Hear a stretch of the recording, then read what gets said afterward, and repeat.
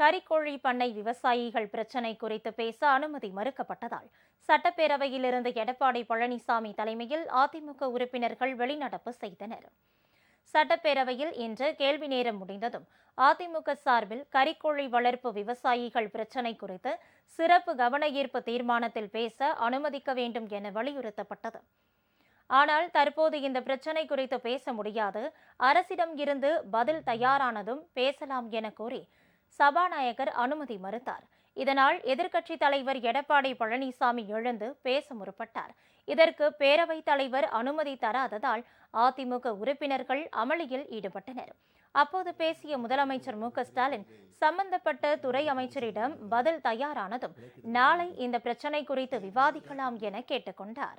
இருக்கக்கூடிய உறுப்பினர் தந்திருக்கக்கூடிய ஒரு கவன ஈர்ப்பு தீர்மானம் குறித்து அதை இப்பொழுது நேரமில்லா நேரத்திலேயே எடுத்துக்கொண்டு பேச வாய்ப்பு வேண்டும் என்று எதிர்க்கட்சி தலைவர்கள் தொடர்ந்து வலியுறுத்தி கொண்டிருக்கிறார்கள்.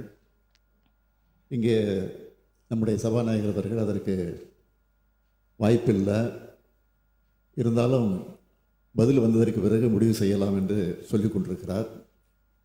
எனவே அந்த பிரச்சனை குறித்து நீண்ட நேரம் விவாதித்துக் கொண்டிருப்பது நேரம்தான் வீணாக சென்று கொண்டிருக்கிறது.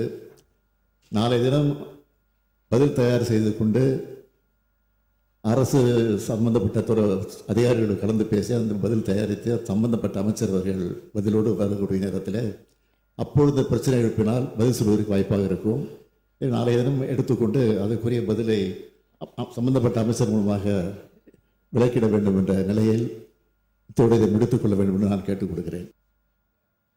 ஆனால் அதை ஏற்க மறுத்த அதிமுக உறுப்பினர்கள் எடப்பாடி பழனிசாமி தலைமையில் பேரவையில் இருந்து வெளிநடப்பு செய்தனர்.